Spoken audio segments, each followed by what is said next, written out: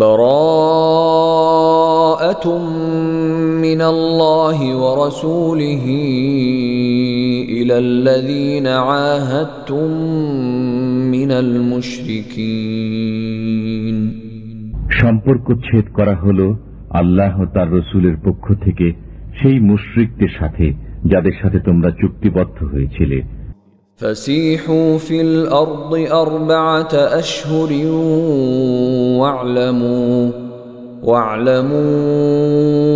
أنكم غير معجز الله وأن الله مخزي الكافرين। অতঃপর তোমরা পরিভ্রমণ করো এ দেশে 4 মাস কাল, আর জেনে রেখো তোমরা আল্লাহকে পরাভূত করতে পারবে না, আর নিশ্চয় আল্লাহ কাফিরদের লাঞ্ছিত করে থাকেন। وَأَذَانٌ مِّنَ اللَّهِ وَرَسُولِهِ إِلَى النَّاسِ يَوْمَ الْحَجِّ الْأَكْبَرِ أَنَّ اللَّهَ بَرِيءٌ مِّنَ الْمُشْرِكِينَ وَرَسُولُهُ فَإِن تُبْتُمْ فَهُوَ خَيْرٌ لَّكُمْ وَإِن تَوَلَّيْتُمْ فَاعْلَمُوا أَنَّكُمْ غَيْرُ مُعْجِزِ اللَّهِ وَبَشِّرِ الَّذِينَ كَفَرُوا بِعَذَابٍ أَلِيمٍ। আর মহান হজের দিনে আল্লাহ ও তার রাসূলের পক্ষ থেকে লোকদের প্রতি ঘোষণা করে দেয়া হচ্ছে যে আল্লাহ মুশরিকদের থেকে দায়িত্ব মুক্ত এবং তার রাসূলও। অবশ্য যদি তোমরা তওবা করো তবে তা তোমাদের জন্য কল্যাণকর, আর যদি মুখ ফিরাও তবে জেনে রেখো আল্লাহকে তোমরা পরাভূত করতে পারবে না, আর কাফিরদের মর্মান্তিক শাস্তির সুসংবাদ দাও। إلا الذين عاهدتم من المشركين ثم لم ينقصوكم شيئا ولم يظاهروا عليكم أحدا فأتموا إليهم عهدهم إلى مدتهم إن الله يحب المتقين।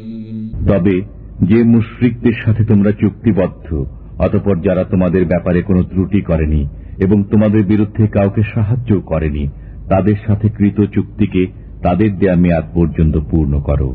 অবশ্যই আল্লাহ সাবধানীদের পছন্দ করেন। فَإِذَا انسَلَخَ الْأَشْهُرُ الْحُرُمُ فَاقْتُلُوا الْمُشْرِكِينَ حَيْثُ وَجَدتُّمُوهُمْ وَخُذُوهُمْ وَاحْصُرُوهُمْ وَاقْعُدُوا لَهُمْ كُلَّ مَرْصَدٍ فَإِن تَابُوا وَأَقَامُوا الصَّلَاةَ وَآتَوُا الزَّكَاةَ فَخَلُّوا سَبِيلَهُمْ ইন্নাল্লাহ গফুরুর রহিম। অতঃপর নিষিদ্ধ মাস অতিবাহিত হলে মুশরিকদের হত্যা করো যেখানে তাদের পাও, তাদের বন্দী করো এবং অবরোধ করো, আর প্রত্যেক ঘাঁটিতে তাদের সন্ধানে ওঁত পেতে বসে থাকো। কিন্তু যদি তারা তওবা করে, নামাজ কায়েম করে, যাকাত আদায় করে, তবে তাদের পথ ছেড়ে দাও। নিশ্চয়ই আল্লাহ অতি ক্ষমাশীল, পরম দয়ালু। وَإِنْ أَحَدٌ مِّنَ الْمُشْرِكِينَ اسْتَجَارَكَ فَأَجِرْهُ حَتَّى يَسْمَعَ كَلَامَ اللَّهِ ثُمَّ أَبْلِغْهُ مَأْمَنَهُ ذَلِكَ بِأَنَّهُمْ قَوْمٌ لَّا يَعْلَمُونَ। আর মুশরিকদের কেউ যদি তোমার কাছে আশ্রয় প্রার্থনা করে তবে তাকে আশ্রয় দেবে যাতে সে আল্লাহর কালাম শুনতে পায়, অতঃপর তাকে তার নিরাপদ স্থানে পৌঁছে দেবে। এটি এজন্য যে এরা জ্ঞান রাখে না। كيف يكون للمشركين عهد عند الله وعند رسوله إلا الذين عاهدتم عند المسجد الحرام فما استقاموا لكم فاستقيموا لهم ইন্নাল্লাহা ইউহিব্বুল মুত্তাকিন। মুশরিকদের চুক্তি আল্লাহর নিকট ও তাঁর রাসূলের নিকট কিরূপে বলবৎ থাকবে? তবে যাদের সাথে তোমরা চুক্তি সম্পাদন করেছ মসজিদুল হারামের নিকট, অতঃপর যে পর্যন্ত তারা তোমাদের জন্য সরল থাকে তোমরাও তাদের জন্য সরল থাকো। নিঃসন্দেহে আল্লাহ সাবধানীদের পছন্দ করেন।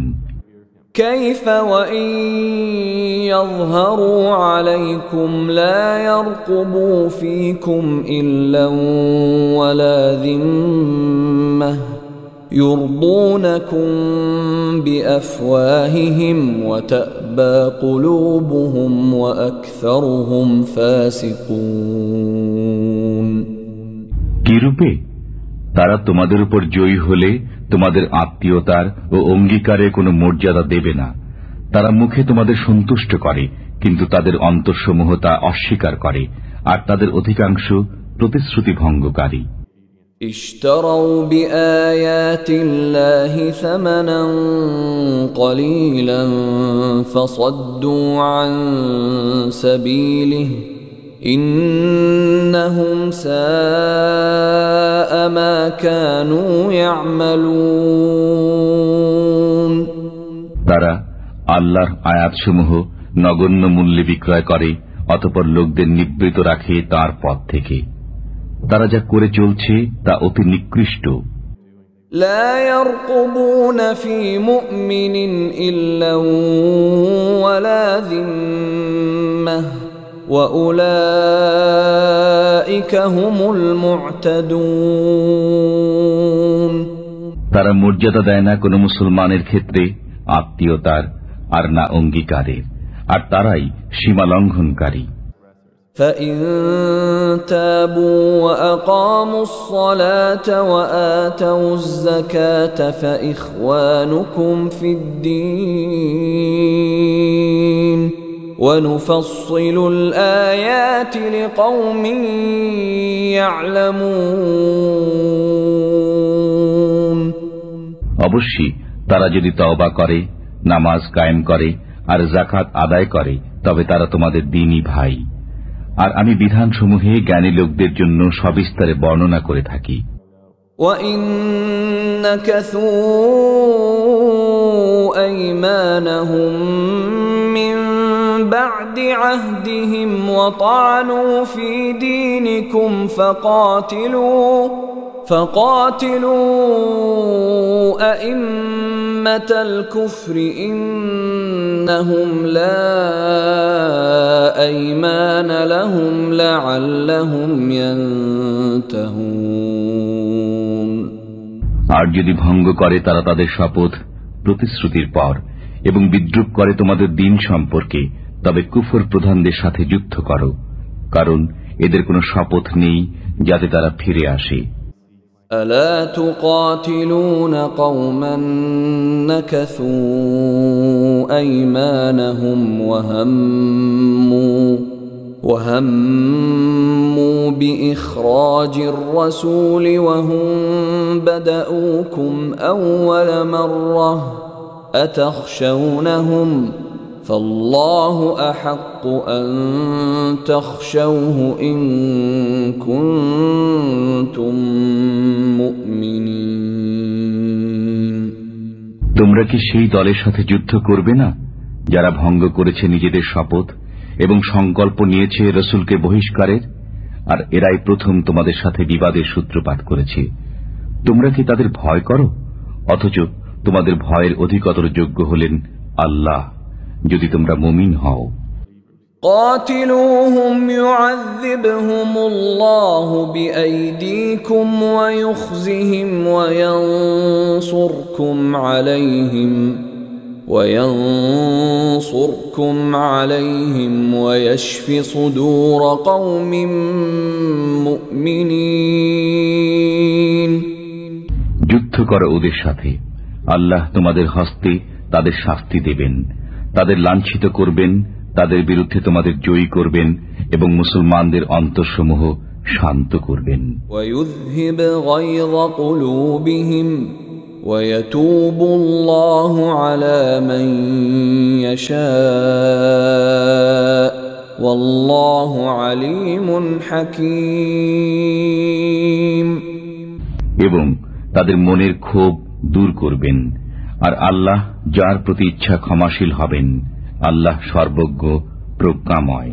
أم حسبتم أن تتركوا ولما يعلم الله الذين جاهدوا منكم ولم يتخذوا من دون الله ولا رسوله ولا المؤمنين وليجة والله خبير بما تعملون তোমরা কি মনে করো যে তোমাদের ছেড়ে দেওয়া হবে এমনি, যতক্ষণ না আল্লাহ জেনে নেবেন তোমাদেরকে যুদ্ধ করেছে এবং কে আল্লাহ, তার রসুল ও মুসলমানদের ব্যতীত অন্য কাউকে অন্তরঙ্গ বন্ধুরূপে গ্রহণ করা থেকে বিরত রয়েছে? আর তোমরা যা করো সে বিষয়ে আল্লাহ সবিশেষ অবহিত। ما كان للمشركين أن يعمروا مساجد الله شاهدين على أنفسهم بالكفر أولئك حبطت أعمالهم وفي النار هم خالدون মুশরিকরা যোগ্যতা রাখে না আল্লাহর মসজিদ আবাদ করার, যখন তারা নিজেরাই নিজেদের কুফরির স্বীকৃতি দিচ্ছে। এদের আমল বরবাদ হবে এবং এরা আগুনে স্থায়ীভাবে বসবাস করবে। إنما يعمر مساجد الله من آمن بالله واليوم الآخر وأقام الصلاة وآتى الزكاة ولم يخش إلا الله فعسى أولئك أن يكونوا من المهتدين নিঃসন্দেহে তারাই আল্লাহর মসজিদ আবাদ করবে যারা ঈমান এনেছে আল্লাহর প্রতি ও শেষ দিনের প্রতি এবং কায়েম করেছে নামাজ ও আদায় করেছে যাকাত, আর আল্লাহ ব্যতীত আর কাউকে ভয় করে না। অতএব আশা করা যায় তারা হিদায়াত প্রাপ্তদের অন্তর্ভুক্ত হবে। أجعلتم سقاية الحاج وعمارة المسجد الحرام كمن آمن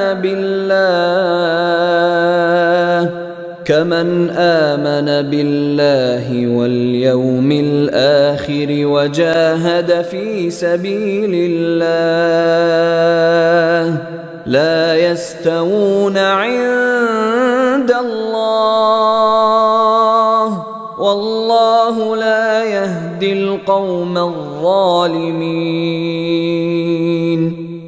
তোমরা কি হাজীদের পানি সরবরাহ ও মসজিদুল হারাম আবাদকরণকে সেই লোকের সমান মনে করো যে ঈমান রাখে আল্লাহ ও শেষ দিনের প্রতি এবং যুদ্ধ করেছে আল্লাহর রাহে?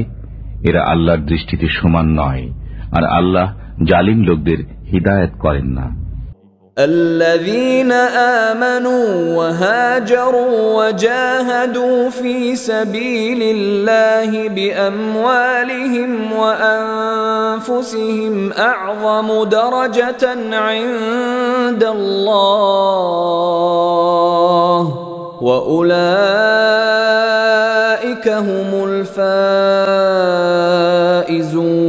الفائزون যারা ঈমান এনেছে, দেশ ত্যাগ করেছে এবং আল্লাহর রাহে নিজেদের মাল ও জান দিয়ে জিহাদ করেছে, তাদের বড় মর্যাদা রয়েছে আল্লাহর কাছে, আর তারাই সফল কাম। يبشرهم ربهم برحمة منه ورضوان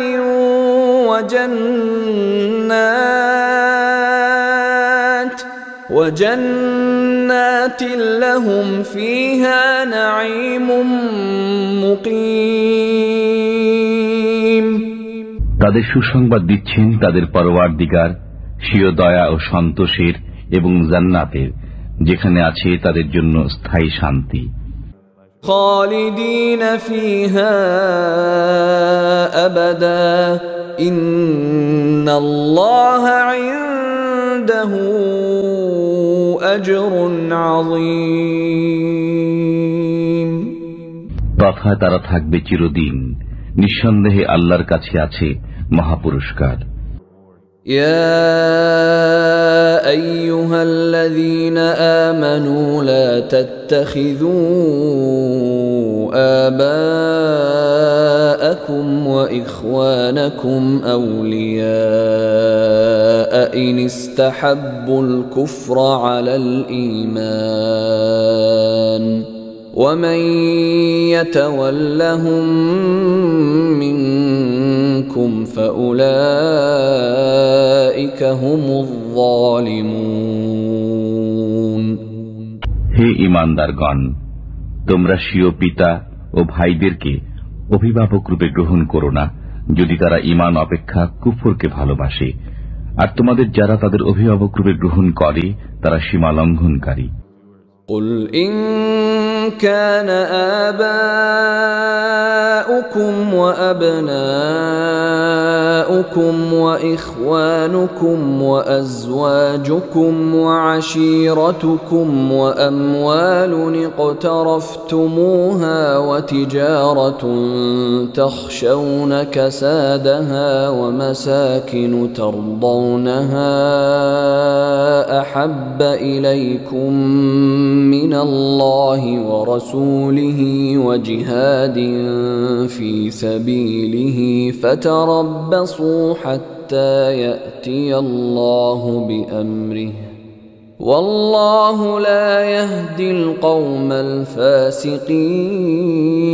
الفاسقين বলো, তোমাদের নিকট যদি তোমাদের পিতা, তোমাদের সন্তান, তোমাদের ভাই, তোমাদের পত্নী, তোমাদের গোত্র, তোমাদের অর্জিত ধন সম্পদ, তোমাদের ব্যবসা যা বন্ধ হয়ে যাওয়ার ভয় করো এবং তোমাদের বাসস্থান যাকে তোমরা পছন্দ করো, আল্লাহ, তার রসুল ও তাঁর রাহে জিহাদ করা থেকে অধিক প্রিয় হয়, তবে অপেক্ষা করো আল্লাহর বিধান আসা পর্যন্ত, আর আল্লাহ ফাসিক সম্প্রদায়কে হিদায়াত করেন না। لقد نصركم الله في مواطن كثيرة ويوم حنين إذ أعجبتكم كثرتكم فلم تغن عنكم شيئا وضاقت عليكم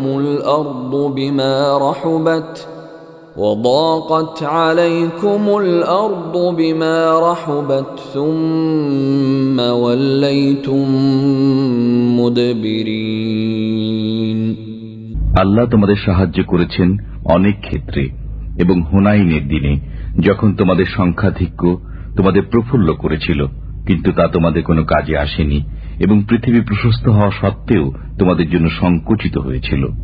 অতঃপর পৃষ্ঠ প্রদর্শন করে পলায়ন করেছিলে। ثم أنزل الله سكينته على رسوله وعلى المؤمنين وأنزل جنودا لم تروها وعذب الذين كفروا وذلك جزاء الكافرين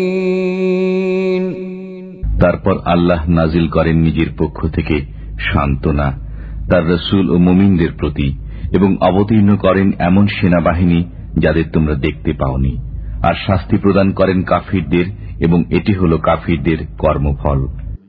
ثم يتوب الله من بعد ذلك على من يشاء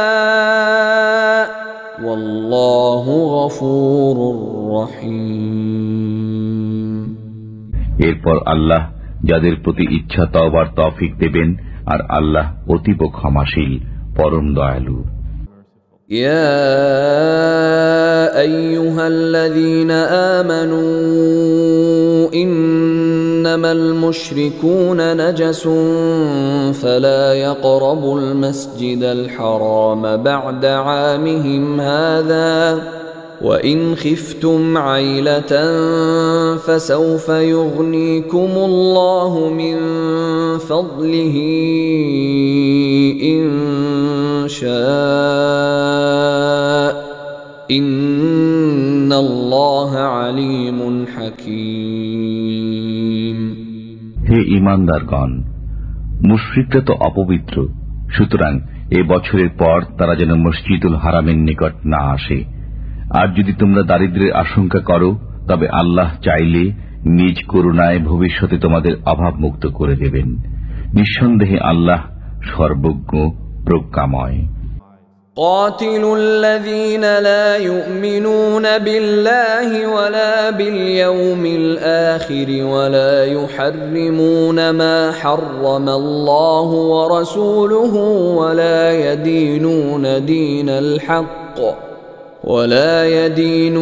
دين الحق من الذين أوتوا الكتاب حتى يعطوا الجزية عن يد وهم صاغرون তোমরা যুদ্ধ করো আহলে কিতাবের ওই লোকদের সাথে যারা আল্লাহ রোজ হাসরে ঈমান রাখে না, আল্লাহ ও তার রাসূল যা হারাম করে দিয়েছেন তা হারাম করে না এবং গ্রহণ করে না সত্য ধর্ম, যতক্ষণ না করজোরে তারা জিজিয়া প্রদান করে। وقالت اليهود عزير ابن الله وقالت النصارى المسيح ابن الله ذلك قولهم بأفواههم يضاهئون قول الذين كفروا من قبل قاتلهم الله أنى يؤفكون ইহুদিরা বলে উজাইর আল্লাহর পুত্র এবং নাসারারা বলে মসিহ আল্লাহর পুত্র। এ হচ্ছে তাদের মুখের কথা, এরা পূর্ববর্তী কাফিরদের মতো কথা বলে। আল্লাহ এদের ধ্বংস করুন, এরা কোন উল্টো পথে চলে যাচ্ছে। اتخذوا أحبارهم ورهبانهم أربابا من دون الله والمسيح ابن مريم وما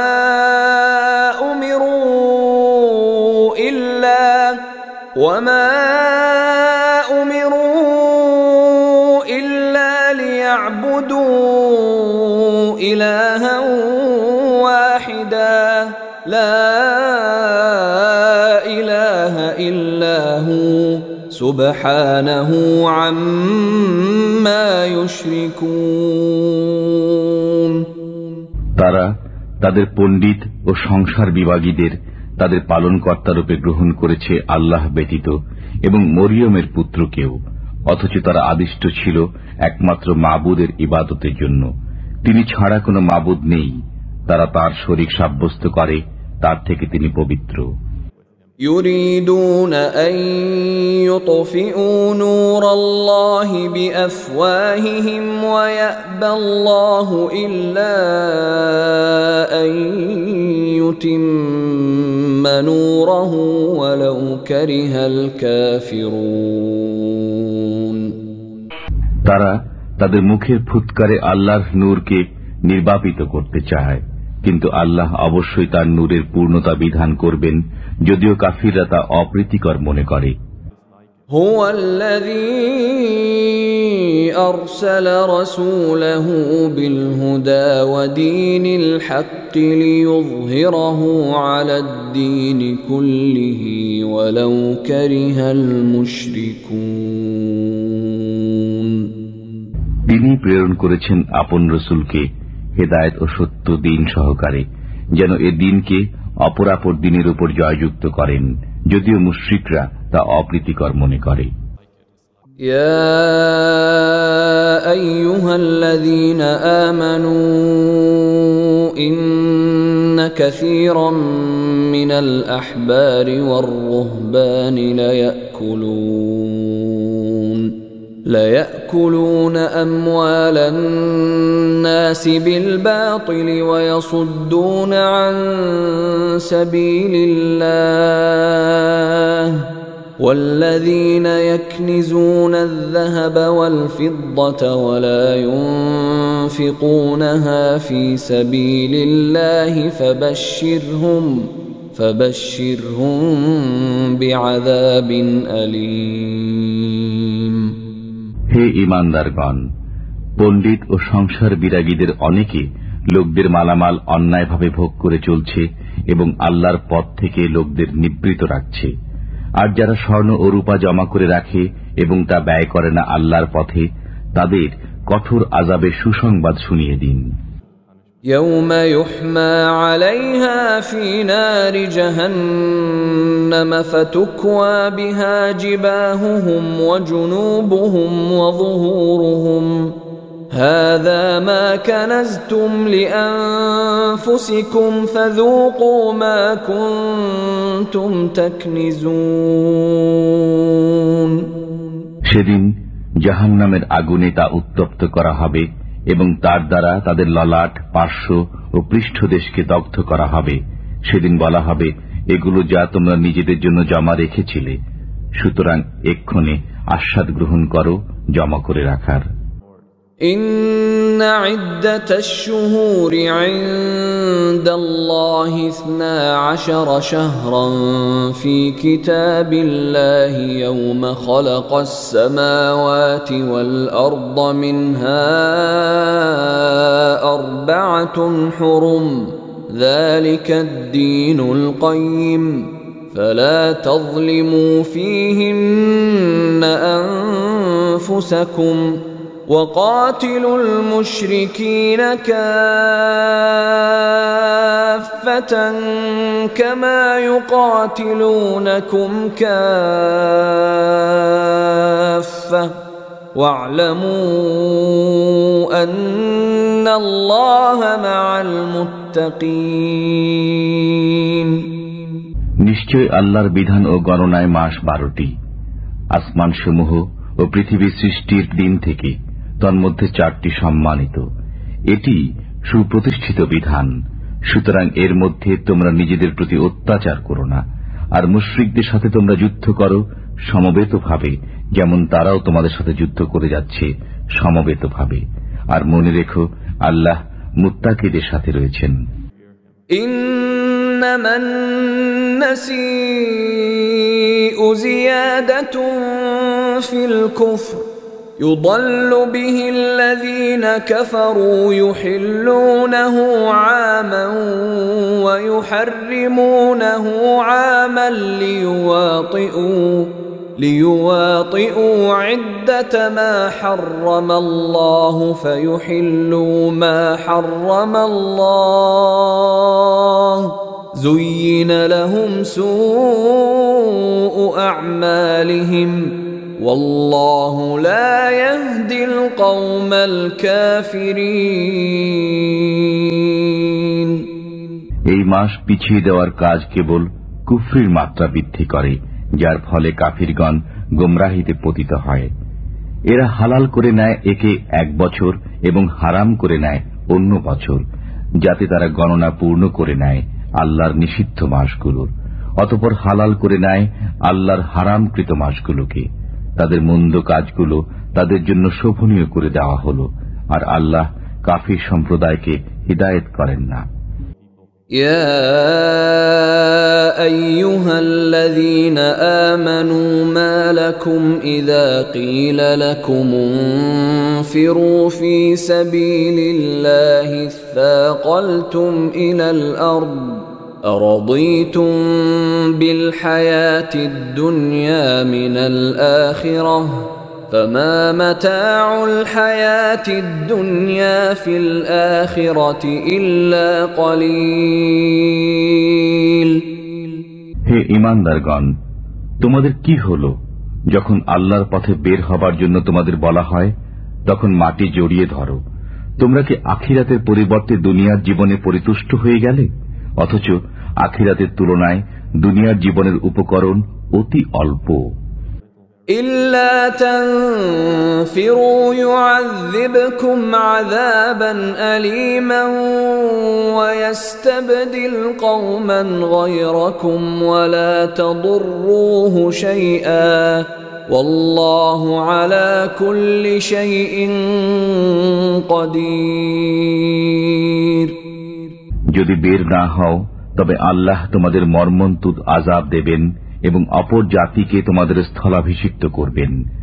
তোমরা তার কোনো ক্ষতি করতে পারবে না, আর আল্লাহ সর্ববিষয়ে শক্তিমান। إلا تنصروه فقد نصره الله إذ أخرجه الذين كفروا ثاني اثنين إذ هما في الغار إذ يقول لصاحبه لا تحزن إن الله معنا فأنزل الله سكينته عليه وأيده بجنود لم تروها وجعل كلمة الذين كفروا السفلى وكلمة الله هي العليا والله عزيز حكيم। যদি তোমরা তাকে অর্থাৎ রাসূলকে সাহায্য না করো তবে মনে রেখো আল্লাহ তার সাহায্য করেছিলেন যখন তাকে কাফিররা বহিষ্কার করেছিল। তিনি ছিলেন দুজনের একজন। যখন তারা গুহার মধ্যে ছিলেন তখন তিনি আপন সঙ্গীকে বললেন, বিষণ্ণ হও না, আল্লাহ আমাদের সাথে আছেন। অতঃপর আল্লাহ তার প্রতি স্বীয় সান্ত্বনা নাজিল করলেন এবং তার সাহায্যে এমন বাহিনী পাঠালেন যা তোমরা দেখনি। বস্তুত আল্লাহ কাফিরদের মাথা নিচু করে দিলেন, আর আল্লাহর কথাই সদা সমুন্নত এবং আল্লাহ পরাক্রমশীল প্রজ্ঞাময়। انفروا خفافا وثقالا وجاهدوا بأموالكم وأنفسكم في سبيل الله ذلكم خير لكم إن كنتم تعلمون। তোমরা বের হয়ে পড়ো স্বল্প বা প্রচুর সরঞ্জামের সাথে এবং জিহাদ করো আল্লাহর পথে নিজেদের মাল ও জান দিয়ে। এটি তোমাদের জন্য অতি উত্তম যদি তোমরা বুঝতে পারো।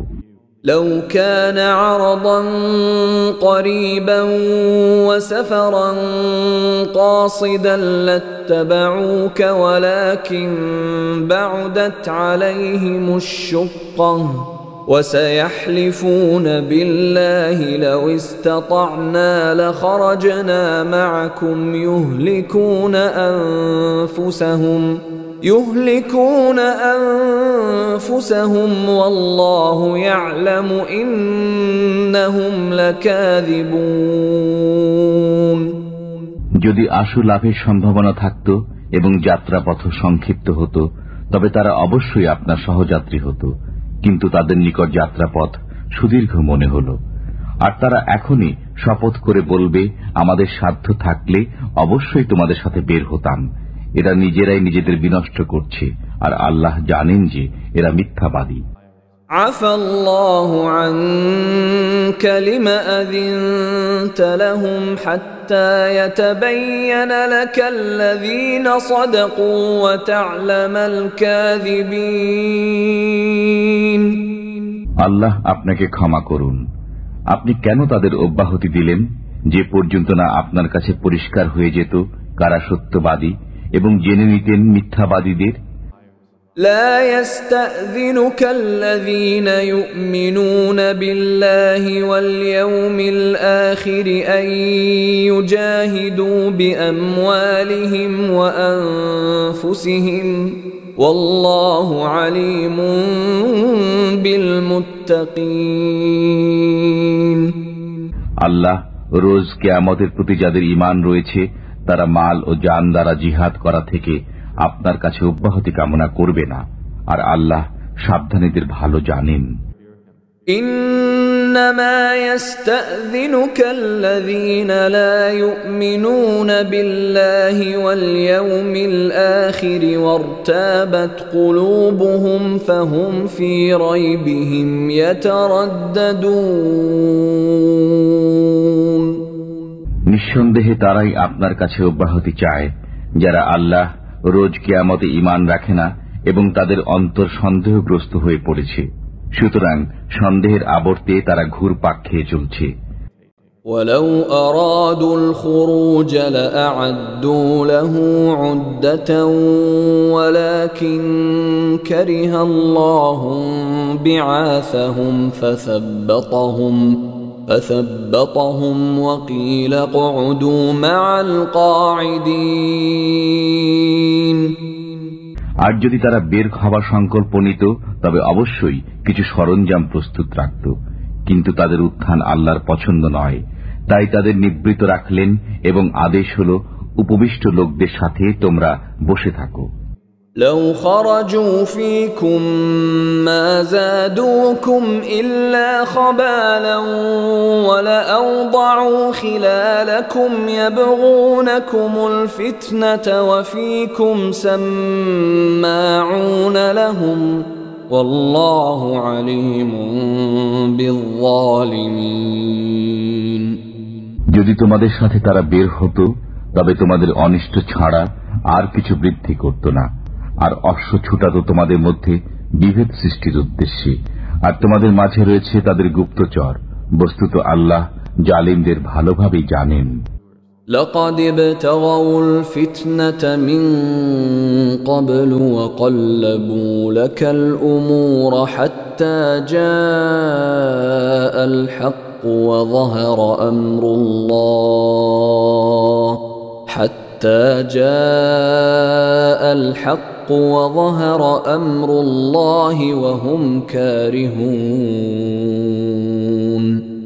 তারা পূর্ব থেকেই বিভেদ সৃষ্টির সুযোগ সন্ধানে ছিল এবং আপনার কার্যসমূহ ওলট পালট করে দিচ্ছিল।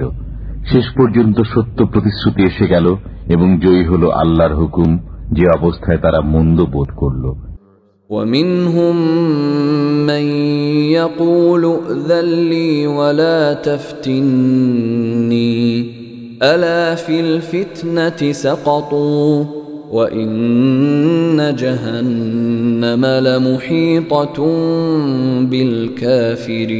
بالكافرين আর তাদের কেউ বলে আমাকে অব্যাহতি দিন এবং পথভ্রষ্ট করবেন না।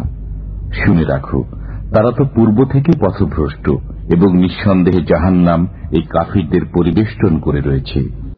ইন তুসিবকা হাসানাতুন তাসুহুম ওয়া ইন তুসিবকা মুসিবাতুন ইয়াকুলু ক্বাদ আখাযনা আমরানা মিন ক্বাবলু ওয়া ইয়াতাওয়াল্লাউ ওয়া হুম ফারিহুন। আপনার কোনো কল্যাণ হলে তারা মন্দবোধ করে এবং কোনো বিপদ উপস্থিত হলে তারা বলে আমরা পূর্ব থেকেই নিজেদের কাজ সামনে নিয়েছি এবং ফিরে যায় উল্লসিত মনে। قُل لَّن يُصِيبَنَا إِلَّا مَا كَتَبَ اللَّهُ لَنَا هُوَ مَوْلَانَا وَعَلَى اللَّهِ فَلْيَتَوَكَّلِ الْمُؤْمِنُونَ। আপনি বলুন, আমাদের কাছে কিছুই পৌঁছবে না, কিন্তু যা আল্লাহ আমাদের জন্য রেখেছেন তিনি আমাদের কার্যনির্বাহক। আল্লাহর উপরই মুমিনদের ভরসা করা উচিত। قُلْ هَلْ تَرَبَّصُونَ بِنَا إِلَّا إِحْدَى الْحُسْنَيَيْنِ وَنَحْنُ نَتَرَبَّصُ بِكُمْ أَن يُصِيبَكُمُ اللَّهُ بِعَذَابٍ مِّنْ عِندِهِ أَوْ بِأَيْدِينَا فَتَرَبَّصُوا إِنَّا مَعَكُمْ مُتَرَبِّصُونَ। আপনি বলুন, তোমরা তো আমাদের জন্য দুকল্যাণের একটি প্রত্যাশা করো, আর আমরা প্রত্যাশায় আছি তোমাদের জন্য যে আল্লাহ তোমাদের আযাব দান করুক নিজের পক্ষ থেকে অথবা আমাদের হস্তে। সুতরাং তোমরা অপেক্ষা করো, আমরাও তোমাদের সাথে অপেক্ষমান। قُلْ أَنفِقُوا طَوْعًا أَوْ كَرْهًا لَّن يُتَقَبَّلَ مِنكُمْ إِنَّكُمْ كُنتُمْ قَوْمًا فَاسِقِينَ। আপনি বলুন, তোমরা ইচ্ছায় অর্থ ব্যয় করো বা অনিচ্ছায়, তোমাদের থেকে তা কখনো কবুল হবে না, তোমরা নাফরমানের দল। وما منعهم أن تقبل منهم نفقاتهم إلا أنهم كفروا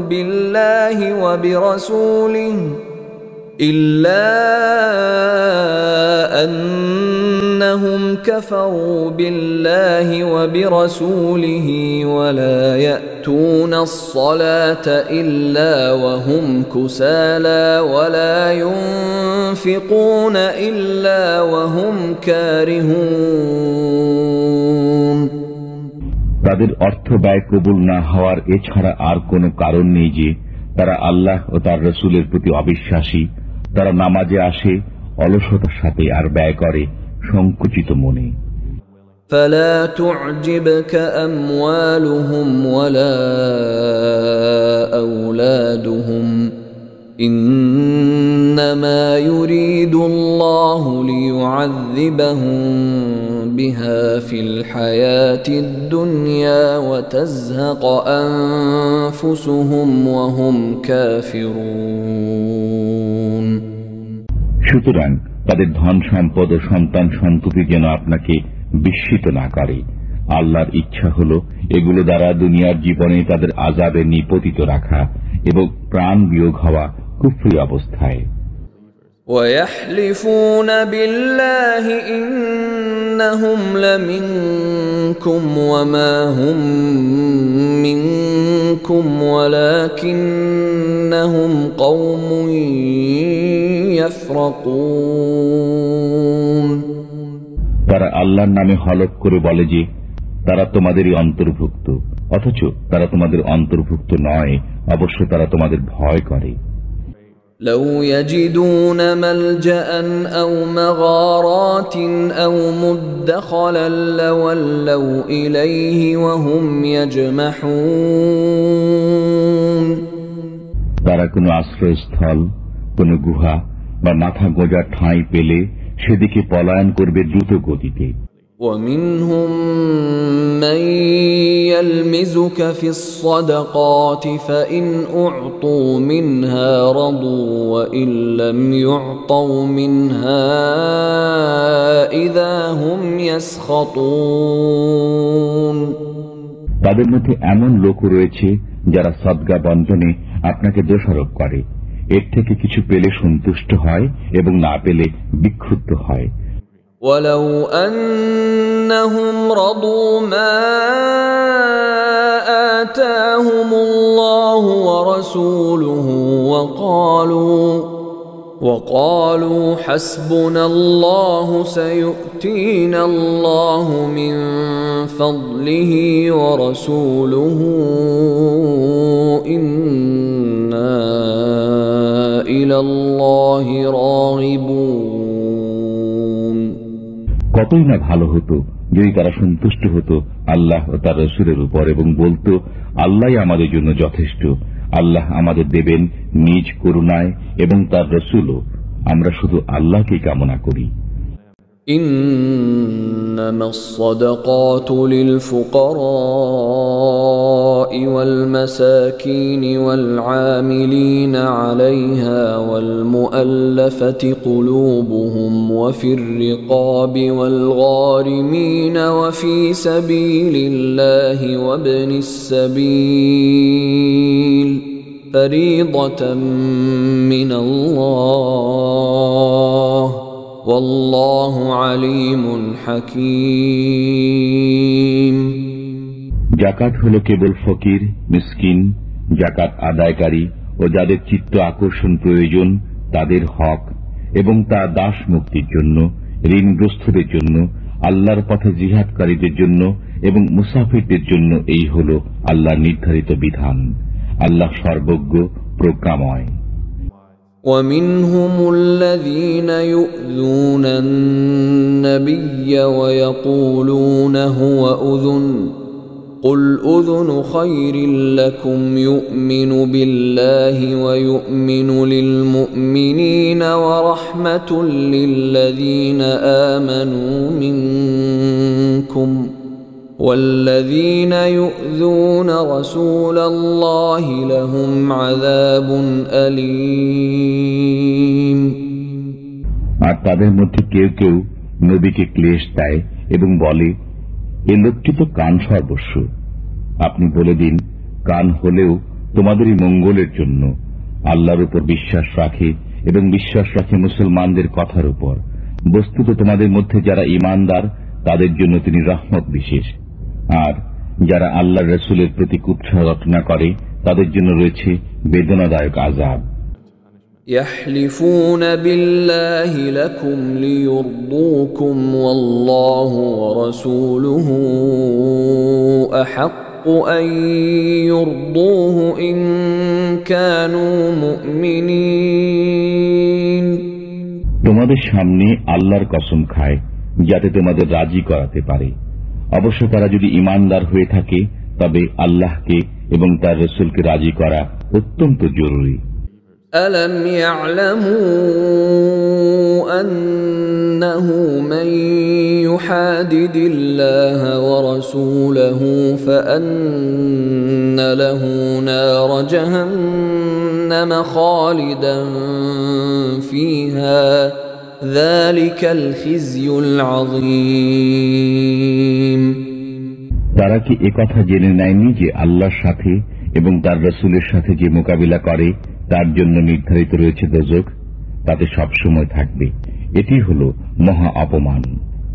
يحذر المنافقون أن تنزل عليهم سورة تنبئهم بما في قلوبهم قل استهزئوا إن الله مخرج ما تحذرون।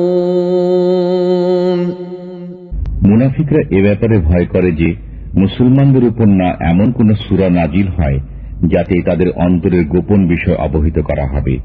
সুতরাং আপনি বলে দিন, ঠাট্টা বিদ্রুপ করতে থাকো, আল্লাহ তা অবশ্যই প্রকাশ করবেন যার ব্যাপারে তোমরা ভয় করছো। وَلَئِن سَأَلْتَهُمْ لَيَقُولُنَّ إِنَّمَا كُنَّا نَخُوضُ وَنَلْعَبُ قُلْ أَبِاللَّهِ وَآيَاتِهِ وَرَسُولِهِ كُنتُمْ تَسْتَهْزِئُونَ। আর যদি তুমি তাদের কাছে জিজ্ঞেস করো তবে তারা বলবে, আমরা তো কথার কথা বলছিলাম এবং কৌতুক করছিলাম। আপনি বলুন, তোমরা কি আল্লাহর সাথে, তার হুকুম আহকামের সাথে এবং তার রাসূলের সাথে ঠাট্টা করছিলে? لا تعتذروا قد كفرتم بعد إيمانكم إن نعف عن طائفة منكم نعذب طائفة بأنهم كانوا مجرمين। ছলনা করো না, তোমরা যে কাফির হয়ে গেছো ঈমান প্রকাশ করার পর। তোমাদের মধ্যে কোন কোন লোককে যদি আমি ক্ষমা করে দেইও তবে অবশ্য কিছু লোককে আযাবও দেব, কারণ তারা ছিল গুনাহগার। المنافقون والمنافقات بعضهم من بعض يأمرون بالمنكر وينهون عن المعروف ويقبضون أيديهم نسوا الله فنسيهم إن المنافقين هم الفاسقون।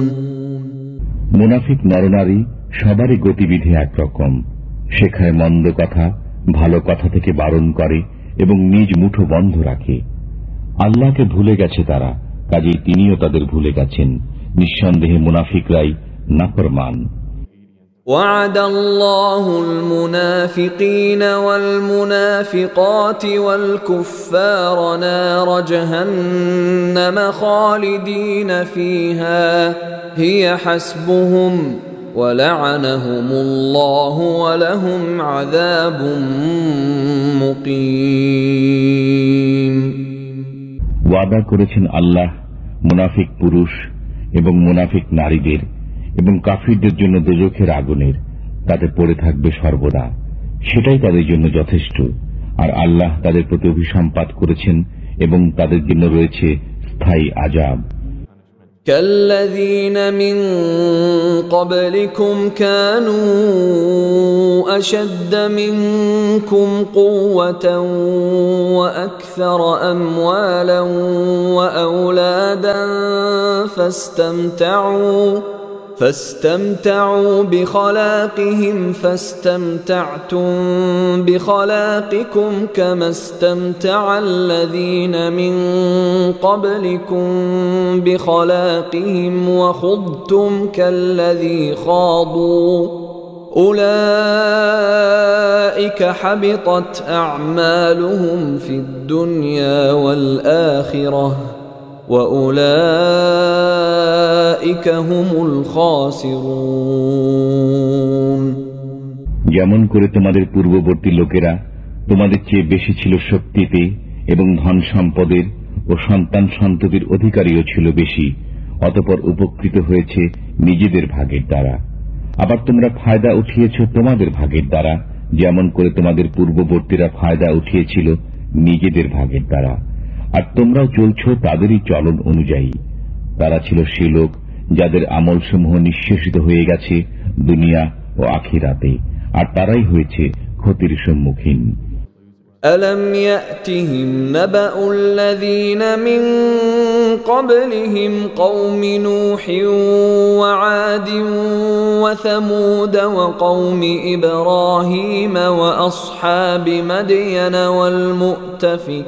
والمؤتفكات أتتهم رسلهم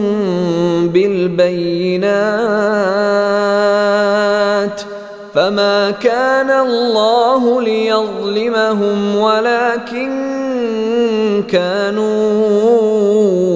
أنفسهم يظلمون। তাদের সংবাদ কি এদের কানে এসে পৌঁছায়নি যারা ছিল তাদের পূর্বে, নূহের, আদের ও সামুদের সম্প্রদায় এবং ইব্রাহিমের সম্প্রদায়ের এবং মাদিয়ানবাসীদের এবং সেসব জনপদের যেগুলোকে উল্টে দেওয়া হয়েছিল? তাদের কাছে এসেছিলেন তাদের নবী পরিষ্কার নির্দেশ নিয়ে। বস্তুত আল্লাহ তো এমন ছিলেন না যে তাদের উপর জুলুম করতেন, কিন্তু তারা নিজেরাই নিজেদের উপর জুলুম করত।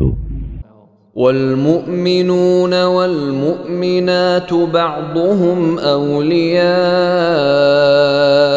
بعض يأمرون بالمعروف وينهون عن المنكر ويقيمون الصلاة ويؤتون الزكاة ويطيعون الله ورسوله أولئك سيرحمهم الله إن الله عزيز حكيم। আর ঈমানদার পুরুষ ও ঈমানদার নারী একে অপরের সহায়ক। তারা ভালো কথার শিক্ষা দেয় এবং মন্দ থেকে বিরত রাখে, নামাজ প্রতিষ্ঠা করে, যাকাত দেয় এবং আল্লাহ ও তাঁর রাসূলের নির্দেশ অনুযায়ী জীবন যাপন করে।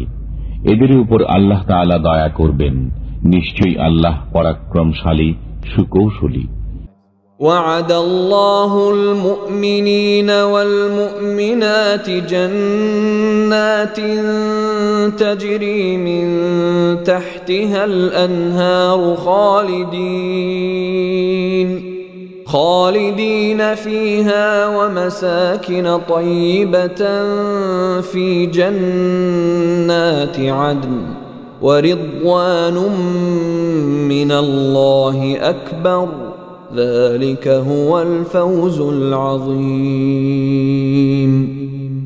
আল্লাহ ঈমানদার পুরুষ ও ঈমানদার নারীদের প্রতিশ্রুতি দিয়েছেন কাননকুঞ্জের, যার তলদেশে প্রবাহিত হয় প্রস্রবণ। তারা সেগুলোই মাঝে থাকবে, আর এসব কাননকুঞ্জে থাকবে পরিচ্ছন্ন থাকার ঘর। বস্তুত এ সমুদায়ের মাঝে সবচেয়ে বড় হল আল্লাহর সন্তুষ্টি।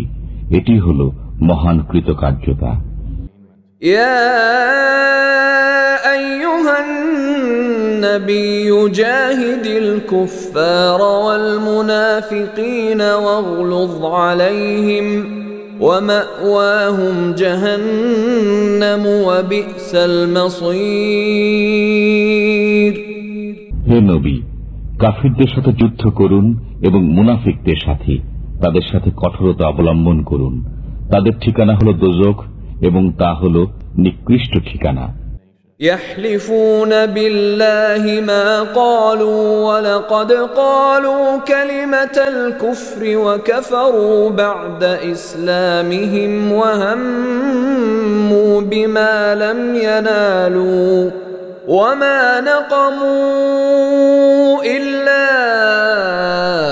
أن أغناهم الله ورسوله من فضله فإن يتوبوا يك خيرا لهم وإن يتولوا يعذبهم الله عذابا أليما في الدنيا والآخرة وما لهم في الأرض من ولي ولا نصير। তারা কসম খায় যে আমরা বলিনি, অথচ নিঃসন্দেহে তারা বলেছে কুফরি বাক্য এবং মুসলমান হবার পর অস্বীকৃতি জ্ঞাপনকারী হয়েছে। আর তারা কামনা করেছিল এমন বস্তুর যা তারা প্রাপ্ত হয়নি। আর এসব তারই পরিণতি ছিল যে আল্লাহ ও তাঁর রাসূল তাদেরকে সম্পদশালী করে দিয়েছিলেন নিজের অনুগ্রহের মাধ্যমে। বস্তুত এরা যদি তওবা করে নেয় তবে তাদের জন্য মঙ্গল, আর যদি তা না মানে তবে তাদেরকে আযাব দেবেন আল্লাহ তাআলা, বেদনাদায়ক আযাব দুনিয়া ও আখিরাতে। অতএব বিশ্ব চরাচরে তাদের জন্য কোনো সাহায্যকারী সমর্থক নেই। ومنهم من عاهد الله لئن آتانا من فضله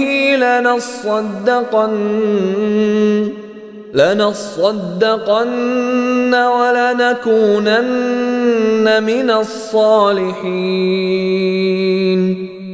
তাদের মধ্যে কেউ কেউ রয়েছে যারা আল্লাহ তাআলার সাথে ওয়াদা করেছিল যে তিনি যদি আমাদের প্রতি অনুগ্রহ দান করেন তবে অবশ্যই আমরা ব্যয় করব এবং সৎকর্মীদের অন্তর্ভুক্ত হয়ে থাকব। فَلَمَّا آتَاهُم مِّن فَضْلِهِ بَخِلُوا بِهِ وَتَوَلَّوْا وَهُم مُّعْرِضُونَ। অতঃপর যখন তাদেরকে স্বীয় অনুগ্রহের মাধ্যমে দান করা হয় তখন তাতে কার্পণ্য করেছে এবং কৃত ওয়াদা থেকে ফিরে গিয়েছে তা ভেঙে দিয়ে। فأعقبهم نفاقا في قلوبهم إلى يوم يلقونه بما أخلفوا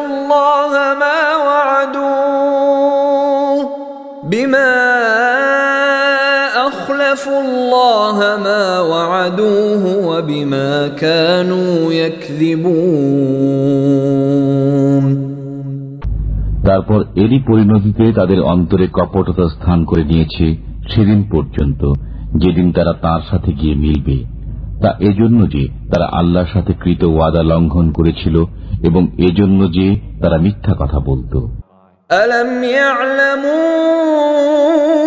أن الله يعلم سرهم ونجواهم وأن الله علام الغيوب।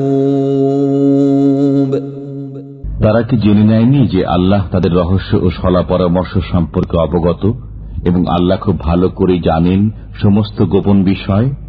الذين يلمزون المطوعين من المؤمنين في الصدقات والذين لا يجدون إلا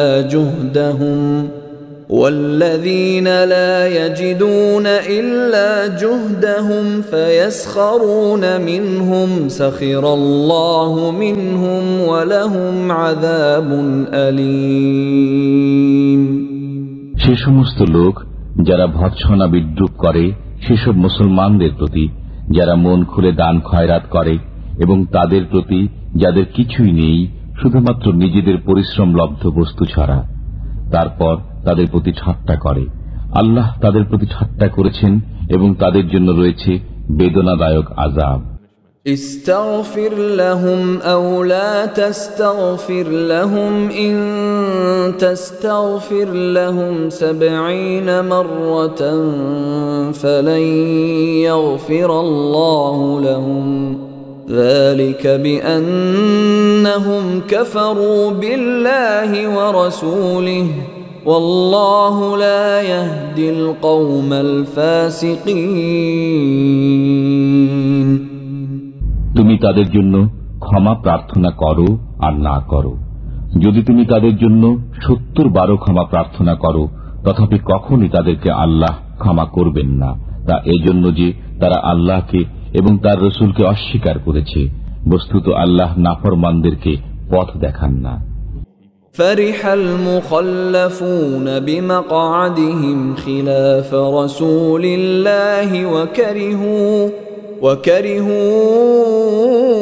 أن يجاهدوا بأموالهم وأنفسهم في سبيل الله وقالوا لا تنفروا في الحر قل نار جهنم أشد حرا لو كانوا يفقهون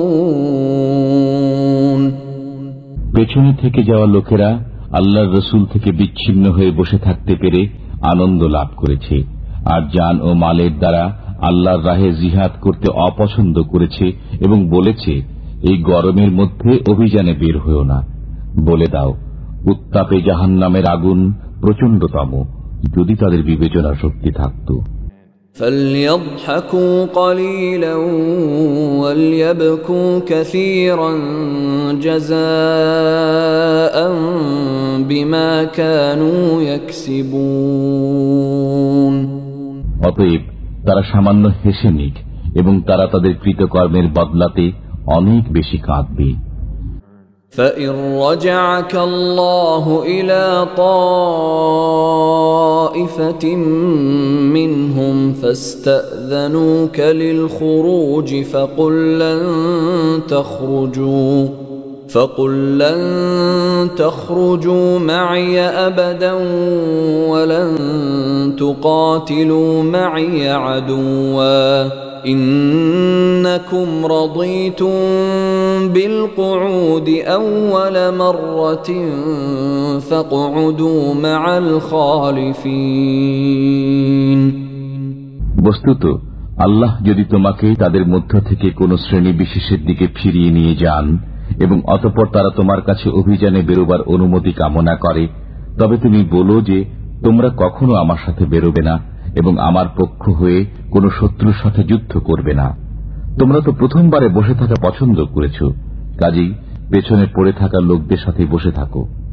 ولا تصل على أحد منهم مات أبدا ولا تقم على قبره إنهم كفروا بالله ورسوله وماتوا وهم فاسقون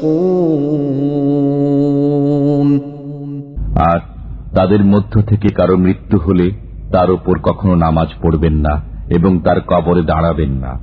তারা তো আল্লাহর প্রতি অস্বীকৃতি জ্ঞাপন করেছে এবং রসুলের প্রতিও। বস্তুত তারা নাফরমান অবস্থায় মৃত্যুবরণ করেছে।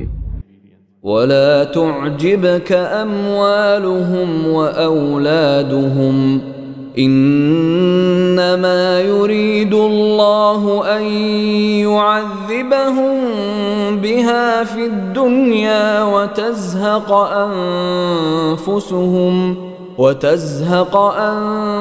أنفسهم وهم كافرون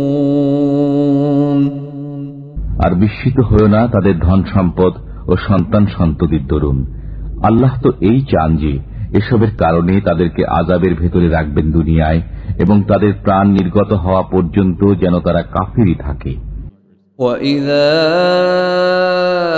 أُنزِلَتْ سُورَةٌ أَنْ آمِنُوا بِاللَّهِ وَجَاهِدُوا مَعَ رَسُولِهِ اسْتَأْذَنَكَ أُولُو الطَّوْلِ مِنْهُمْ وَقَالُوا ذَرْنَا نَكُن مَّعَ الْقَاعِدِينَ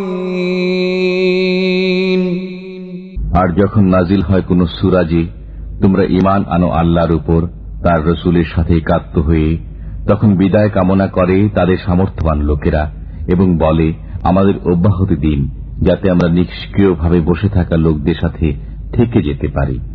رضوا بأن يكونوا مع الخوالف وطبع على قلوبهم فهم لا يفقهون।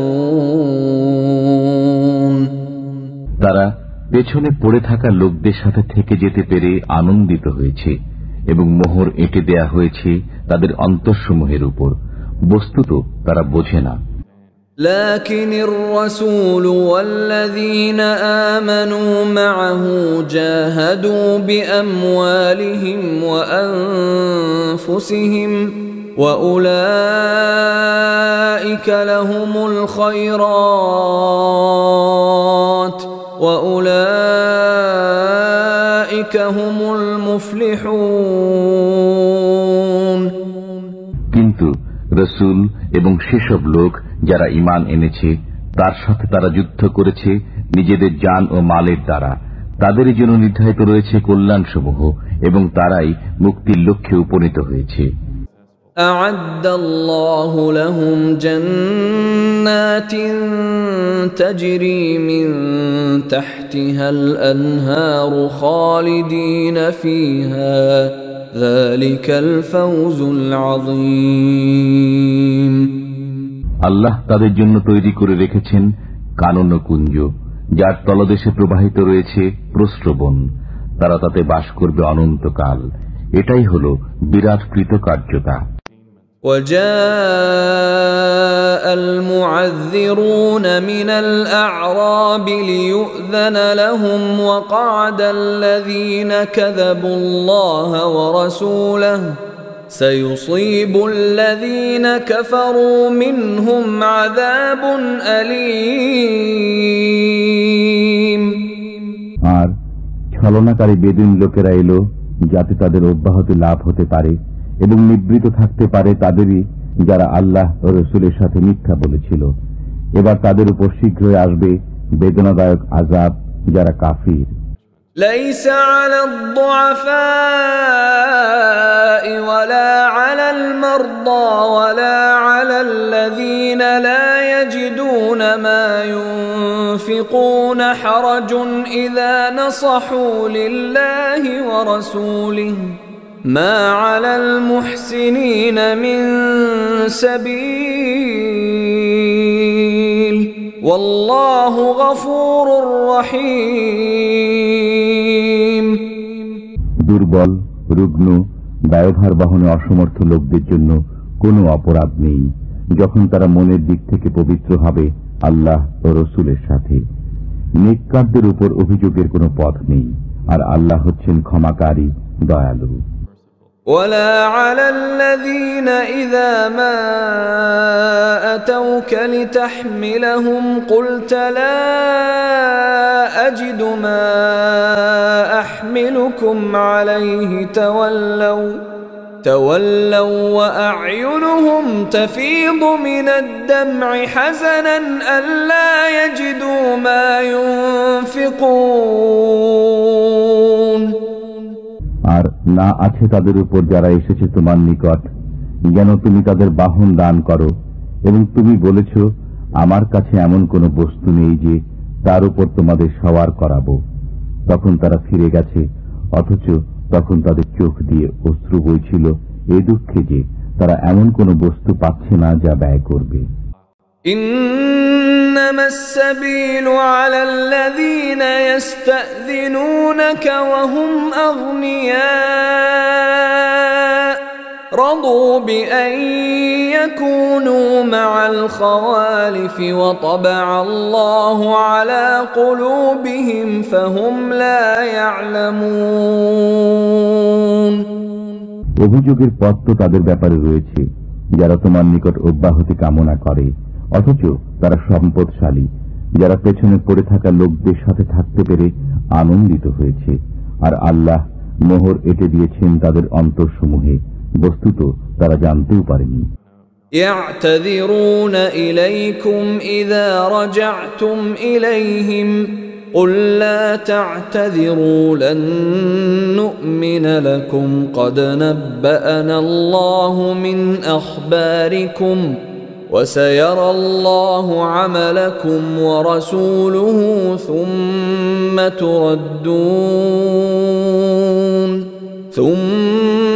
تردون إلى عالم الغيب والشهادة فينبئكم بما كنتم تعملون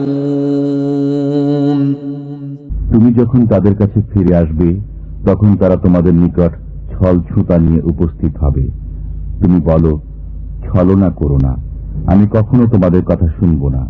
আমাকে আল্লাহ তাআলা তোমাদের অবস্থা সম্পর্কে অবহিত করে দিয়েছেন, আর এখন তোমাদের কর্ম আল্লাহই দেখবেন এবং তার রাসূল। তারপর তোমরা প্রত্যাবর্তিত হবে সেই গোপন ও অগোপন বিষয়ে অবগত সত্তার নিকট। তিনিই তোমাদের বাতলে দেবেন যা তোমরা করছিলে। سيحلفون بالله لكم إذا انقلبتم إليهم لتعرضوا عنهم فأعرضوا عنهم إنهم رجس ومأواهم جهنم جزاء بما كانوا يكسبون এখন তারা তোমার সামনে আল্লাহর কসম খাবে যখন তুমি তাদের কাছে ফিরে যাবে, যেন তুমি তাদের ক্ষমা করে দাও। সুতরাং তুমি তাদের ক্ষমা করো। নিঃসন্দেহে এরা অপবিত্র এবং তাদের কৃতকর্মের বদলা হিসাবে তাদের ঠিকানা হল দোজখ। يحلفون لكم لترضوا عنهم فإن ترضوا عنهم فإن الله لا يرضى عن القوم الفاسقين তারা তোমার সামনে কসম খাবে যাতে তুমি তাদের প্রতি রাজি হয়ে যাও। অতএব তুমি যদি রাজি হয়ে যাও তাদের প্রতি, তবু আল্লাহ তাআলা রাজি হবেন না এ নাফরমান লোকদের প্রতি। الأعراب أشد كفرا ونفاقا وأجدر ألا يعلموا حدود ما أنزل الله على رسوله والله عليم حكيم বেদুইনরা কুফর ও মুনাফিকিতে অত্যন্ত কঠোর হয়ে থাকে এবং এরা সেসব নীতি কানুন না শেখারই যোগ্য যা আল্লাহ তাআলা তার রাসূলের উপর নাজিল করেছেন। বস্তুত আল্লাহ সবকিছু জানেন এবং তিনি অত্যন্ত কুশলী। ومن الأعراب من يتخذ ما ينفق مغرما ويتربص بكم الدوائر عليهم دائرة السوء والله سميع عليم আবার কোন কোন বেদুইন এমনও রয়েছে যারা নিজেদের ব্যয় করাকে জরিমানা বলে গণ্য করে এবং তোমার উপর কোনো দুর্দিন আসে কিনা সে অপেক্ষায় থাকে। তাদের উপর দুর্দিন আসুক, আর আল্লাহ হচ্ছেন শ্রবণকারী, পরিজ্ঞাত। ومن الأعراب من يؤمن بالله واليوم الآخر ويتخذ ما ينفق قربات عند الله وصلوات الرسول ألا إنها قربة لهم سيدخلهم الله في رحمته إن الله غفور رحيم আর কোন কোন বেদুইন হলো তারা যারা ঈমান আনে আল্লাহর উপর, কিয়ামত দিনের উপর এবং নিজেদের ব্যয়কে আল্লাহর নৈকট্য এবং রাসূলের দোয়া লাভের উপায় বলে গণ্য করে, যেন তারাই হলো তাদের ক্ষেত্রে নৈকট্য। আল্লাহ তাদেরকে নিজের রহমতের অন্তর্ভুক্ত করবেন। নিশ্চয়ই আল্লাহ ক্ষমাশীল, করুণাময়। والسابقون الأولون من المهاجرين والأنصار والذين اتبعوهم بإحسان رضي الله عنهم ورضوا عنه وأعد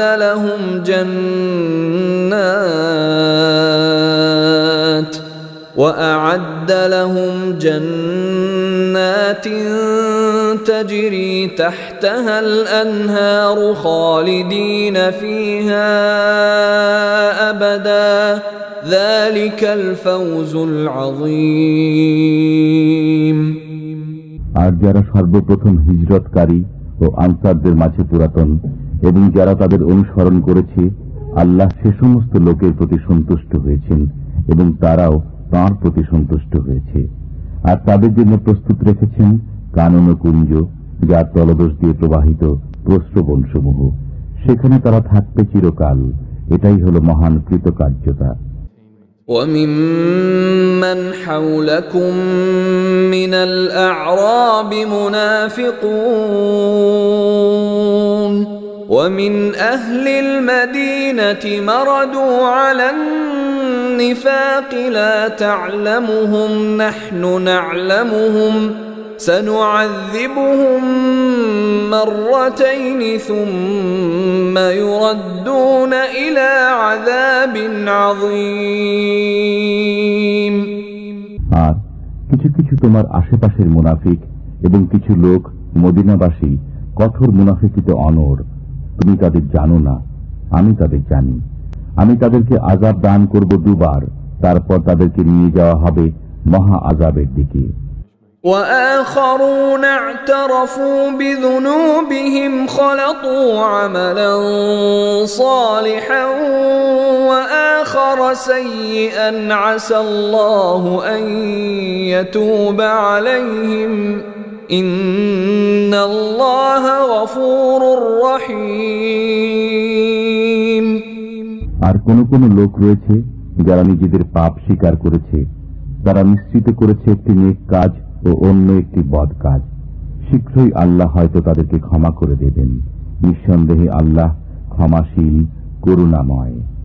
خذ من أموالهم صدقة تطهرهم وتزكيهم بها وصل عليهم إن صلاتك سكن لهم والله سميع عليم। তাদের মালামাল থেকে যাকাত গ্রহণ করো, যাতে তুমি সেগুলোকে পবিত্র করতে এবং সেগুলোকে বরকতময় করতে পারো এর মাধ্যমে।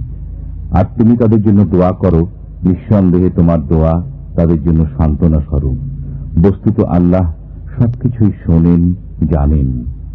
ألم يعلموا أن الله هو يقبل التوبة عن عباده ويأخذ الصدقات وأن الله هو التواب الرحيم। তারা কি একথা জানতে পারেননি যে আল্লাহ নিজেই স্বীয় বান্দাদের তওবা কবুল করেন এবং যাকাত গ্রহণ করেন? বস্তুত আল্লাহই তওবা কবুলকারী, করুণাময়।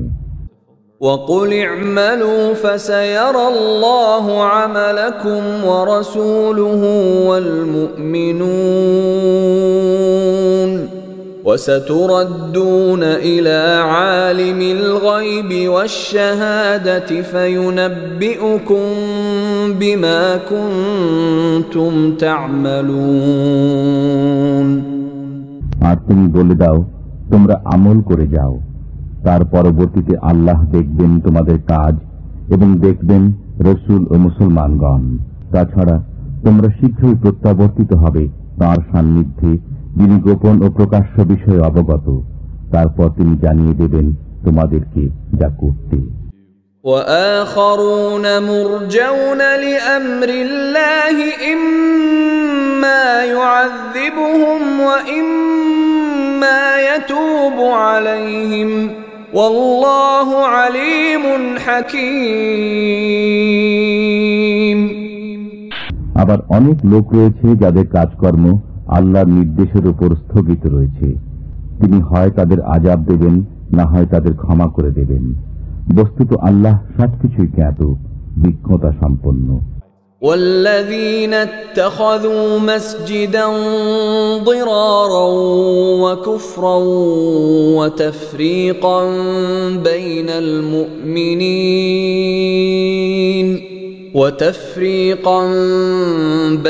المؤمنين وإرصادا لمن حارب الله ورسوله من قبل وليحلفن إن أردنا إلا الحسنى والله يشهد إنهم لكاذبون। আর যারা নির্মাণ করেছে মসজিদ জিদের বশে এবং কুফরির তাড়নায়, মুমিনদের মধ্যে বিভেদ সৃষ্টির উদ্দেশ্যে এবং ওই লোকদের জন্য ঘাঁটি স্বরূপ যে পূর্ব থেকে আল্লাহ ও তার রসুলের সাথে যুদ্ধ করে আসছে, আর তারা অবশ্যই শপথ করবে যে আমরা কেবল কল্যাণই চেয়েছি। পক্ষান্তরে আল্লাহ সাক্ষী যে তারা সবাই মিথ্যুক। لا تقم فيه أبدا لمسجد أسس على التقوى من أول يوم أحق أن تقوم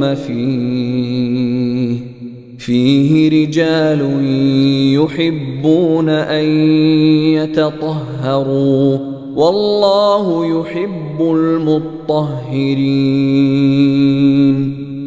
তুমি কখনো সেখানে দাঁড়াবে না, তবে যে মসজিদের ভিত্তি রাখা হয়েছে তাকওয়ার উপর প্রথম দিন থেকে, সেটি তোমার দাঁড়াবার যোগ্য স্থান। সেখানে রয়েছে এমন লোক যারা পবিত্রতাকে ভালোবাসে, আর আল্লাহ পবিত্র লোকদের ভালোবাসেন। أفمن أسس بنيانه على تقوى من الله ورضوان خير أم من أسس بنيانه على شفا جرف هار فانهار به في نار جهنم والله لا يهدي القوم الظالمين।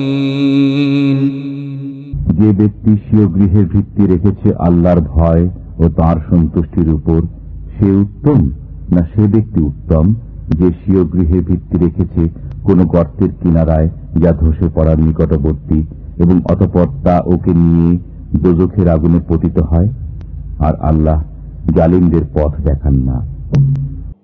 لا يزال بنيانهم الذي بنوا ريبة في قلوبهم إلا أن تقطع قلوبهم والله عليم حكيم।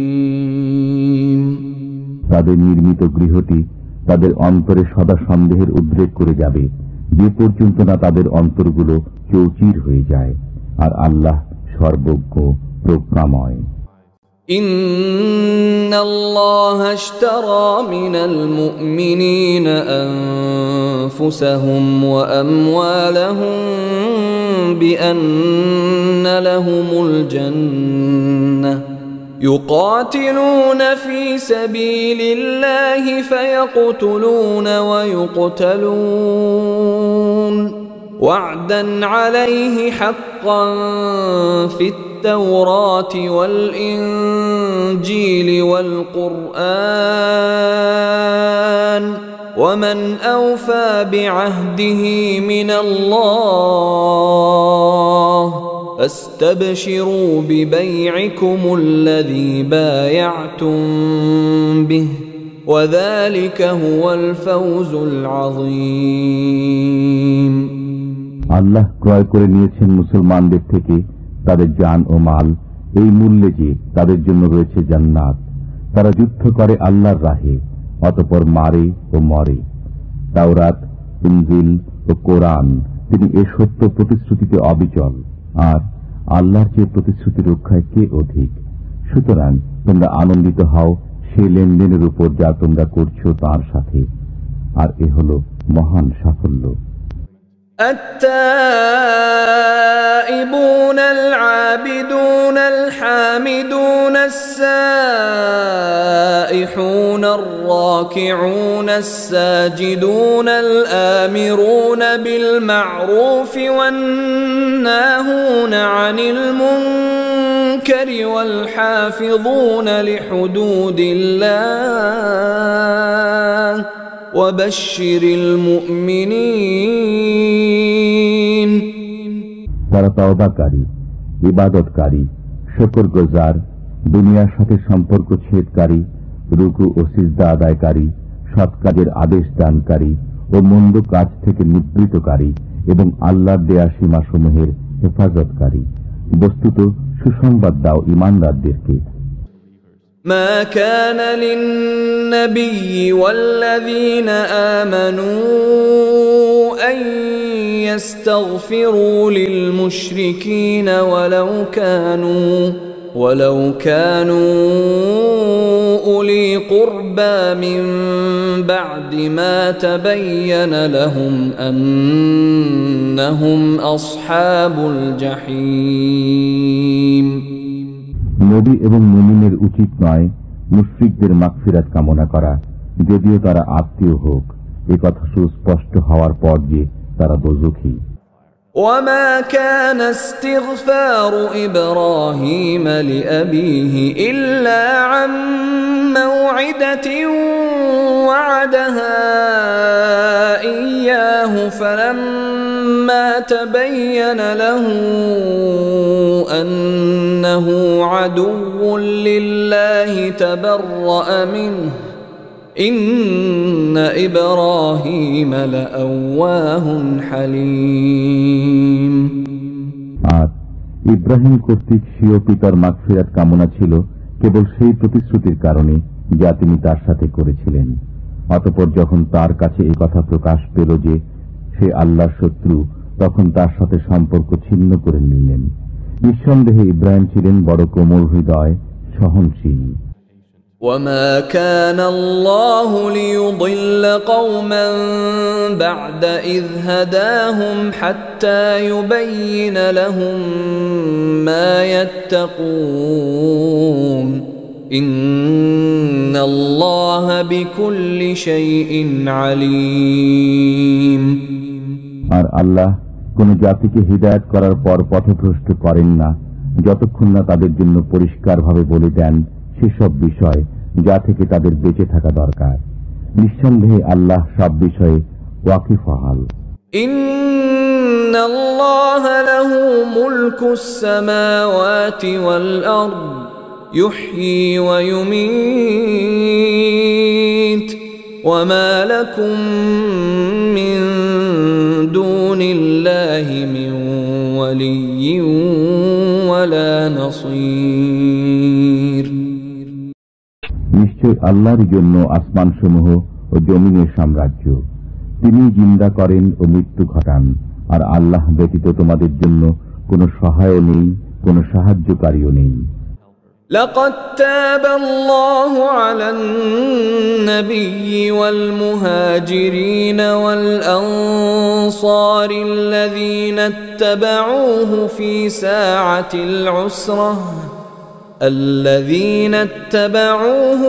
ساعة العسرة من بعد ما كاد يزيغ قلوب فريق منهم ثم تاب عليهم إنه بهم رؤوف رحيم। আল্লাহ দয়াশীল নবীর প্রতি এবং মুহাজির ও আনসারদের প্রতি যারা কঠিন মুহূর্তে নবীর সঙ্গে ছিল, যখন তাদের এক দলের অন্তর ফিরে যাওয়ার উপক্রম হয়েছিল, অতঃপর তিনি দয়া পরবশ হন তাদের প্রতি। নিঃসন্দেহে তিনি তাদের প্রতি দয়াশীল ও করুণাময়। وعلى الثلاثة الذين خلفوا حتى إذا ضاقت عليهم الأرض بما رحبت وضاقت عليهم أنفسهم وظنوا أن لا ملجأ من الله إلا إليه ثم تاب عليهم ليتوبوا ইন্নাল্লাহা হুয়াত তাওয়াবুর রহিম। এবং অপর তিনজনকে যাদেরকে পেছনে রাখা হয়েছিল, যখন পৃথিবী বিস্তৃত হওয়া সত্ত্বেও তাদের জন্য সংকুচিত হয়ে গেল এবং তাদের জীবন দুর্বিষহ হয়ে উঠল, আর তারা বুঝতে পারল যে আল্লাহ ব্যতীত আর কোনো আশ্রয়স্থল নেই, অতঃপর তিনি সদয় হলেন তাদের প্রতি যাতে তারা ফিরে আসে।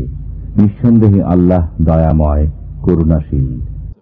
يا أيها الذين آمنوا اتقوا الله وكونوا مع الصادقين। হে ঈমানদারগণ, আল্লাহকে ভয় করো এবং সত্যবাদীদের সাথে থাকো। ما كان لأهل المدينة ومن حولهم من الأعراب أن يتخلفوا عن رسول الله ولا يرغبوا بأنفسهم عن نفسه، ذلك بأنهم لا يصيبهم ظمأ ولا نصب ولا مخمصة في سبيل الله ولا يطؤون موطئا يغيظ الكفار ولا ينالون من عدو نيلا إلا كتب لهم به عمل صالح إن الله لا يضيع أجر المحسنين। মদিনাবাসী ও পার্শ্ববর্তী পল্লীবাসীদের উচিত নয় রাসূলুল্লাহর সঙ্গ ত্যাগ করে পেছনে থেকে যাওয়া এবং রাসূলের প্রাণ থেকে নিজেদের প্রাণকে অধিক প্রিয় মনে করা। এটি এজন্য যে আল্লাহর পথে যে তৃষ্ণা, ক্লান্তি ও ক্ষুধা তাদের স্পর্শ করে এবং তাদের এমন পদক্ষেপ যা কাফিরদের মনে ক্রোধের কারণ হয়, আর শত্রুদের পক্ষ থেকে তারা যা কিছু প্রাপ্ত হয় তার প্রত্যেকটির পরিবর্তে তাদের জন্য লিখিত হয় নেক আমল। নিঃসন্দেহে আল্লাহ সৎকর্মশীল লোকদের হক নষ্ট করেন না। ولا ينفقون نفقة صغيرة ولا كبيرة ولا يقطعون واديا إلا كتب لهم ليجزيهم الله أحسن ما كانوا يعملون। আর তারা অল্প বিস্তর যা কিছু ব্যয় করে, যত প্রান্তর তারা অতিক্রম করে, তা সবই তাদের নামে লেখা হয়, যেন আল্লাহ তাদের কৃতকর্মসমূহের উত্তম বিনিময় প্রদান করেন। وما كان المؤمنون لينفروا كافة فلولا نفر من كل فرقة منهم طائفة ليتفقهوا في الدين ولينذروا قومهم إذا رجعوا إليهم لعلهم يحذرون। আর সমস্ত মুমিনদের অভিযানে বের হওয়া সঙ্গত নয়, তাই তাদের প্রত্যেক দলের একটি অংশ কেন বের হল না, যাতে দিনের জ্ঞান লাভ করে এবং সংবাদ দান করে স্বজাতিকে যখন তারা তাদের কাছে প্রত্যাবর্তন করবে, যেন তারা বাঁচতে পারে।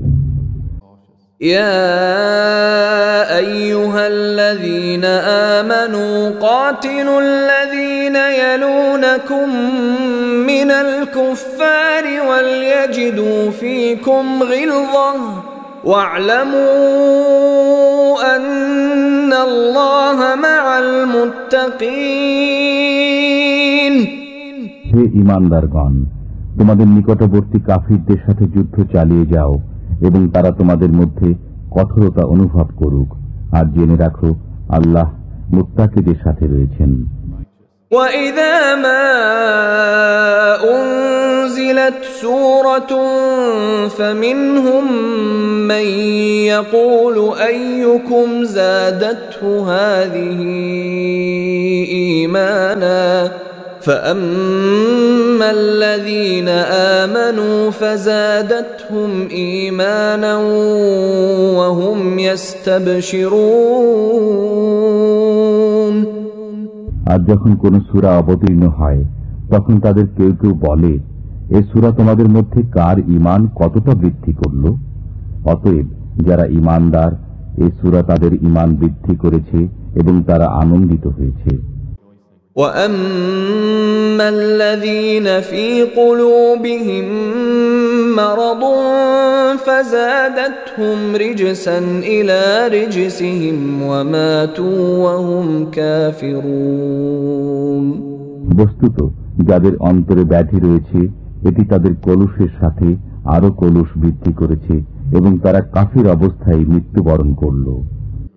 أَوَلَا يَرَوْنَ أَنَّهُمْ يُفْتَنُونَ فِي كُلِّ عَامٍ مَّرَّةً أَوْ مَرَّتَيْنِ ثُمَّ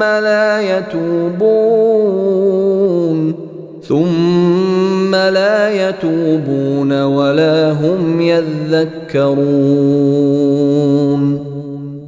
তারা কি লক্ষ্য করে না প্রতি বছর তারা 2-1 বার বিপর্যস্ত হচ্ছে, অথচ তারা একবারও তওবা করে না কিংবা উপদেশ গ্রহণ করে না।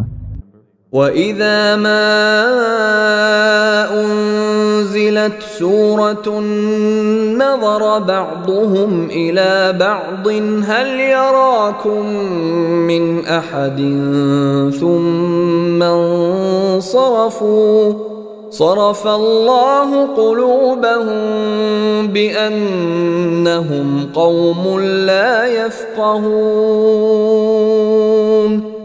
আর যখনই কোন সূরা অবতীর্ণ হয় তখন তারা একে অন্যের দিকে তাকায় যে কোন মুসলমান তোমাদের দেখছে কিনা, অতঃপর সরে পড়ে। আল্লাহ ওদের অন্তরকে সত্য বিমুখ করে দিয়েছেন, নিশ্চয়ই তারা নির্বোধ সম্প্রদায়। لقد جاءكم رسول من أنفسكم عزيز عليه ما عنتم حريص عليكم بالمؤمنين رؤوف رحيم তোমাদের কাছে এসেছে তোমাদের মধ্য থেকেই একজন রাসূল, তোমাদের দুঃখ কষ্ট তার পক্ষে দুঃসহ, তিনি তোমাদের মঙ্গলকামী, মুমিনদের প্রতি স্নেহশীল, দয়াময়। فَإِن تَوَلَّوْا فَقُلْ حَسْبِيَ اللَّهُ لَا إِلَٰهَ إِلَّا هُوَ عَلَيْهِ تَوَكَّلْتُ وَهُوَ رَبُّ الْعَرْشِ الْعَظِيمِ এ সত্ত্বেও যদি তারা বিমুখ হয়ে যায় তবে বলে দাও, আল্লাহই আমার জন্য যথেষ্ট, তিনি ব্যতীত আর কোনো বন্দেগী নেই, আমি তাঁরই উপর ভরসা করি এবং তিনিই মহান আরশের অধিপতি।